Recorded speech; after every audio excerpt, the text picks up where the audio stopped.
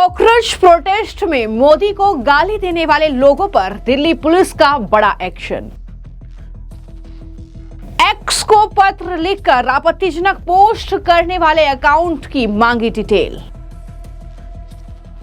SFI नेता आयशी घोष को गिरफ्तार करने सीपीआईएम हेडक्वार्टर पहुंची दिल्ली पुलिस। गिरफ्तारी के डर से बिलबिलाई आयशी घोष ने दिल्ली पुलिस को दी धमकी, तुम्हारी हिम्मत कैसे हुई। कॉकरोच प्रोटेस्ट में हुई हिंसा और सोशल मीडिया पर प्रधानमंत्री नरेंद्र मोदी और तमाम मंत्रियों के खिलाफ किए गए आपत्तिजनक अपमानजनक पोस्ट को लेकर अब दिल्ली पुलिस का ताबड़तोड़ एक्शन जारी है। हिंसा फैलाने वाले संदिग्धों की पहचान हो चुकी है, लेकिन उसके बाद अब दिल्ली पुलिस ने सोशल मीडिया प्लेटफॉर्म एक्स को एक नोटिस भेजा है, जिसमें उन्होंने एक्स अकाउंट होल्डर की पूरी डिटेल मांगी है, जिन्होंने प्रोटेस्ट के दौरान संवैधानिक पदों पर बैठे लोगों के खिलाफ अपमानजनक, दुर्भावनापूर्ण और मानहानिकारक कंटेंट फैलाया।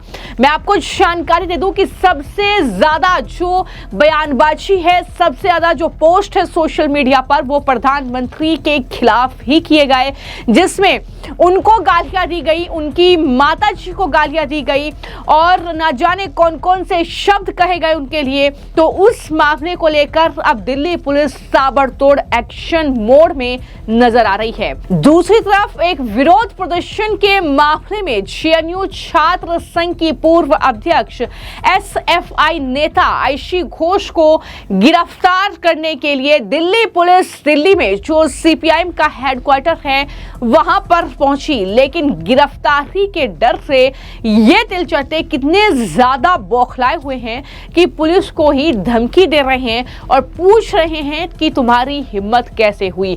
तो किस तरीके से जब एक्शन शुरू हुआ है तो ये तमाम लोग बिलबिला रहे हैं, इस तरीके से धमकी दे रहे हैं। लेकिन जो सबसे बड़ी खबर है वो यही है कि दिल्ली पुलिस ने एक्स को एक लेटर लिख दिया है और शिकायत एक तरीके से की गई है। शिकायत में ये कहा गया है कि सोशल मीडिया प्लेटफॉर्म पर संवैधानिक प्रमुखों को निशाना बनाते हुए अपमानजनक, दुर्भावनापूर्ण और मानहानिकारक कंटेंट फैलाया जा रहा है। पुलिस ने एक्स प्लेटफॉर्म से तमाम चीजें जो है मांगी है। उन्होंने मांग की है कि प्लेटफॉर्म से उस पोस्ट वीडियो को तुरंत हटा दें जिसमें इस तरीके की टिप्पणियां की गई हैं।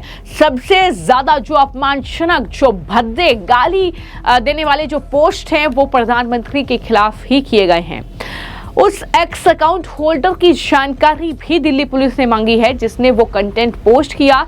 इसमें उसका पूरा नाम, पता, कॉन्टैक्ट डिटेल और ईमेल आईडी जो है वो मांगी गई है। इसके साथ ही लॉगिन और लॉगआउट की जानकारी भी मांगी गई है, जिसमें समय और तारीख का स्टैंप हो, तो ये डिटेल भी मांगी है। इसके अलावा कोई भी अन्य संबंधित जानकारी जो इस मामले की जांच में काम आ सके, वो जानकारी भी अब एक्स हैंडल को देनी होगी।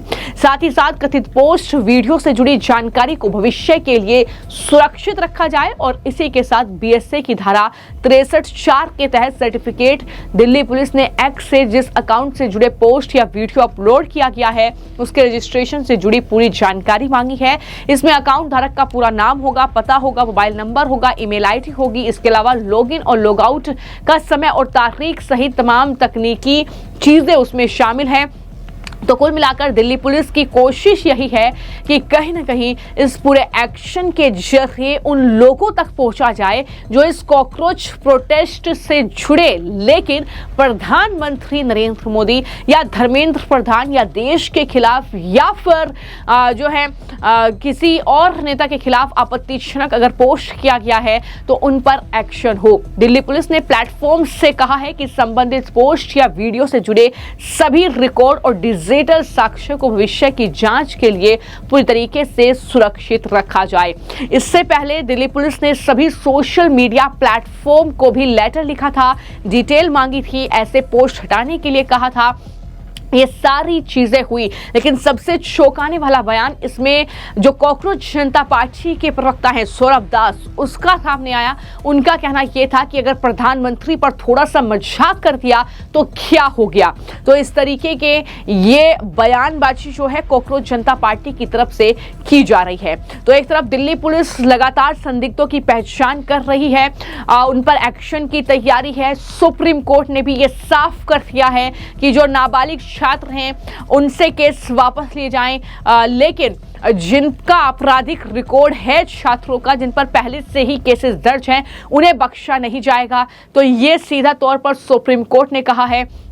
वहीं पर दिल्ली पुलिस के एक्शन के बीच अब एक और जो बड़ा एक्शन है वो कम्युनिस्ट पार्टी ऑफ इंडिया की तरफ से ये दावा किया गया है कि दिल्ली पुलिस ने 2021 के एक विरोध प्रदर्शन केस के बारे में जो स्टूडेंट फेडरेशन ऑफ इंडिया की नेता हैं और जेएनयू छात्र संघ की पूर्व अध्यक्ष आयशी घोष को गिरफ्तार करने की कोशिश की। उनका दावा यह है कि वो नई दिल्ली में उनके मुख्यालय में भी गए और वहां पर आयशी घोष ने दिल्ली पुलिस को धमकी दी और कहा कि तुम्हारी हिम्मत कैसे हुई है यहां पर आने की। तो इस तरीके की धमकियां दिल्ली पुलिस को दी जा रही है। हालांकि दिल्ली की एक अदालत द्वारा निर्धारित सुनवाई में पेश न होने पर घोष के खिलाफ गैर जमानती वारंट जारी किए जाने के बाद दिल्ली पुलिस ने उनकी तलाश शुरू की।